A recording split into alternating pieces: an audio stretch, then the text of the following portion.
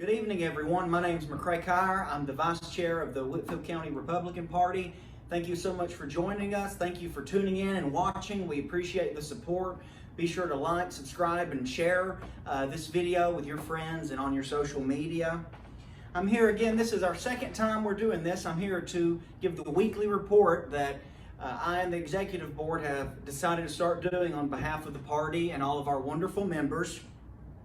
And I'd like to start with announcements. And of course, our main and really only announcement we have tonight, but it's a big deal. Mark your calendars.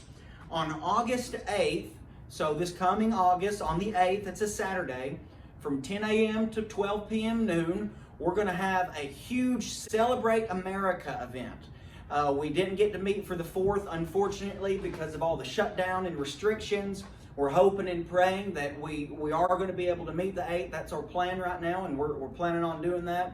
It's going to be our Celebrate America event, August 8th, here at the headquarters, 515 Benjamin Way. It's going to be out in the parking lot. Breakfast is going to be provided. We're going to have a few speakers. I myself am going to speak briefly. We're going to also be honoring law enforcement in this tough time for them. So mark your calendars, August 8th. We're hosting the Celebrate America event, and we sure hope to see you there. We're going to be honoring law enforcement. And so be sure and make it and spread the word about that. We're looking forward to it. Today I want to talk to you for a few minutes about something that I'm going to keep on track with for the next several videos, and it's actually going to be focusing on Joe Biden and his plan, you know, the presumptive nominee to be running against Trump come November, and it's assumed he's going to get the nomination. And I want to talk about him and Sanders. It's called the Biden-Sanders Unity Task Force Recommendation Plan. All right, so this is Joe Biden and Bernie Sanders have gotten together. They have combined the very radical left-leaning liberals with the more moderate, still to the left, but more moderate Democrats for Joe Biden. They have combined and come up with a 12-point plan. And for these next few videos, I want to go through each point per video and kind of break this down and talk to you, not for Joe Biden's benefit, but for your benefit, so you know what we're up against. And you know how crazy this is going to sound. So I'm going to get right into it for a few minutes, condense this down. It's about 110 pages.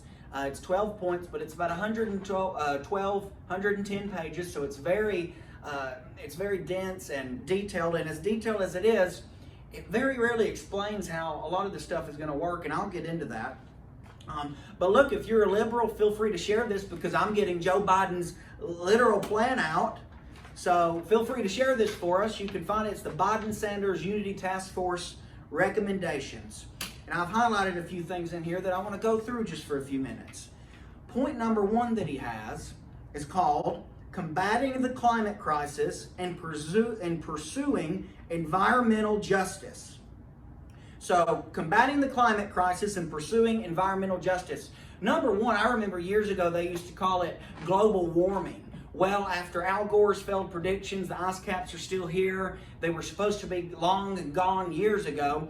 Well, they've changed it to climate change because that can be a little more vague. It can mean a lot more things than global warming. In fact, they've done that on purpose, but I want to get into it and just highlight a few points. But the first sentence, the first way this plan of his, point number 1 starts out is climate change is a global emergency. That's the first sentence. Climate change is a global emergency. And my thoughts on that is, why, if it's a global emergency and all of our coastlines in several different places, east, west coast, are in such danger, and granted that some of them say it's in the next 20 years, some say 50, some even stretch it to 100, but nevertheless they say it's inevitable, we are in danger, the water levels are rising.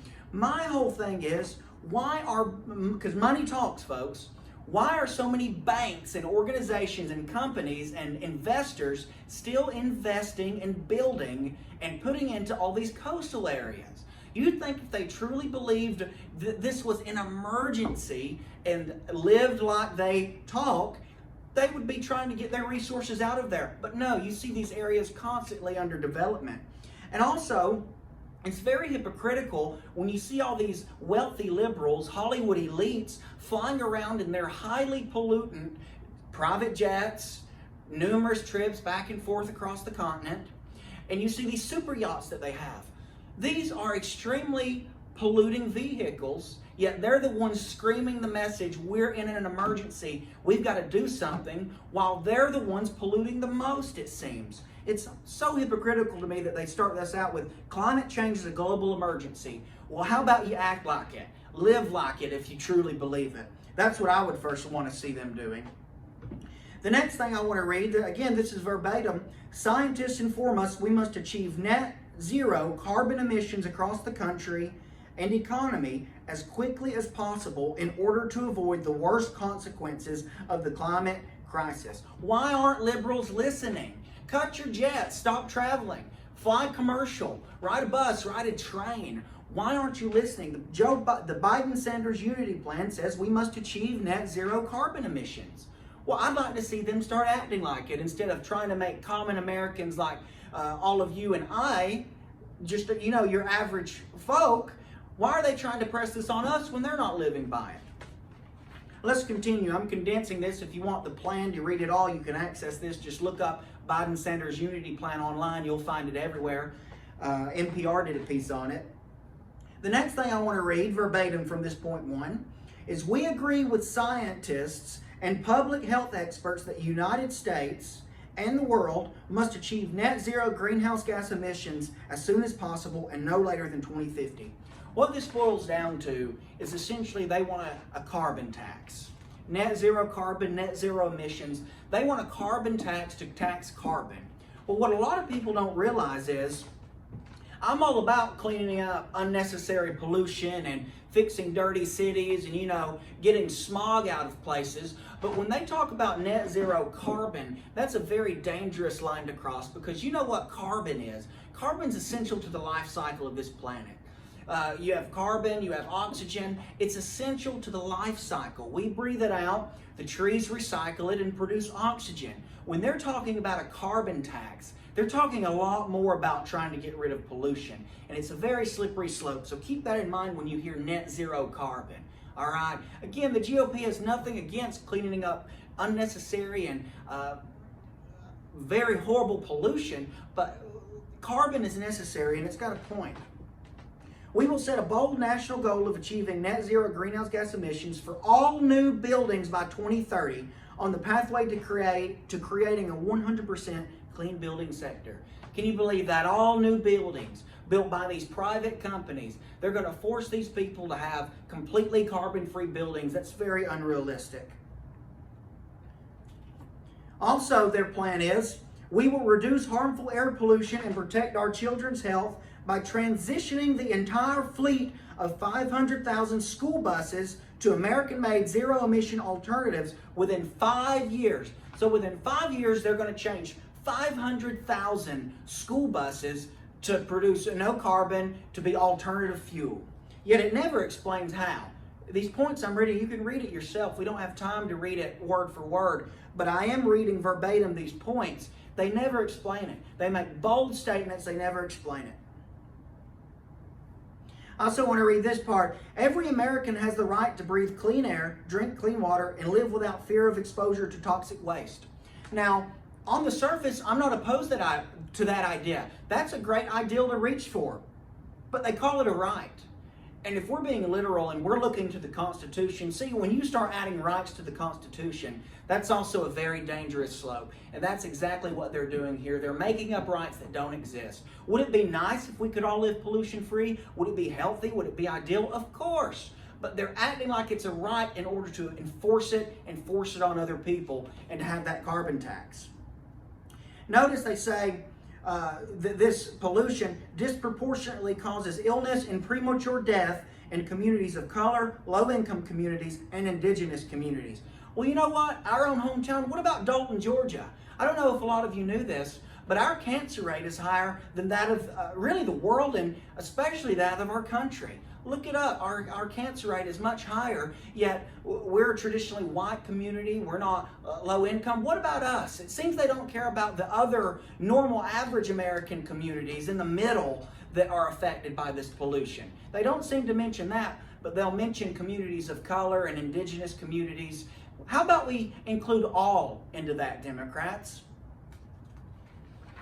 Again, you can read this yourself. There's a lot to it, but the bottom line is they're trying to force a lot of unrealistic changes on us. And they're trying to tax carbon. They're trying to really impose this. And this is just point one. In the videos to come, we'll get into a lot more of the points they try to make, and it gets worse than this. But I want to point out my last point. They have several listed on here that have helped with authoring and coming up with point one, the climate point. You know who the two co-chairs are? The two people that are in charge of this? Former Secretary of State John Kerry, and get this, Representative Alexandria Ocasio-Cortez, AOC. Her and John Kerry are the co-chair.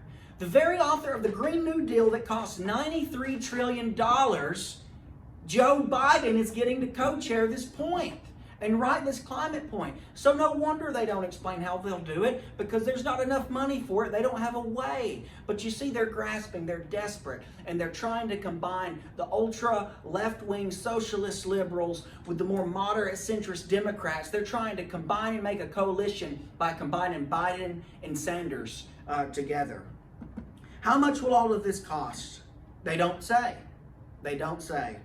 How will they force private companies to comply with construction companies with building? They don't say. And it's because they can't, folks.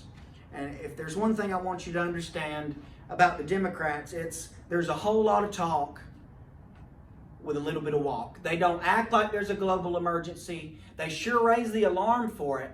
They fly around, the Hollywood elites, the rich Democrats, the politicians, they fly around in their jets. They get in their yachts and sail, and they pollute more than you or I ever do. So ask yourself, what is the goal here? What are they really up to? It's not good, and it's not American. So keep in mind that while pollution is bad, we don't have to act like there's an existential crisis for the world, for our nation, because there's not. And they don't even prove any, they don't provide, they don't provide evidence, and they don't provide a budget or how it's going to get done. Next week, in the next video, we'll go through point two, and let's just see what point two is. Point two is protecting communities by reforming our criminal justice system. So that's what we'll focus on next time, and I'm reading straight out of Joe Biden's points. Here's the plan. It's 112, 110 pages. So go out and print this out on your own if you want to read it in more detail. It's all there. And again, if you're a liberal, share this, because all I'm doing is reading from the plan that you support. So if you're a Republican, share this too. Be sure to like, and we have a YouTube channel. Subscribe to our county YouTube channel. Be sure to share our Facebook video. We'll upload this because we're trying to get the word out. And we've got to spread the message of what Joe Biden stands for and what he's wanting to impose on our country. Thank you so much for tuning in. I hope this has been informative. Thank you for watching, and God bless. Have a good day.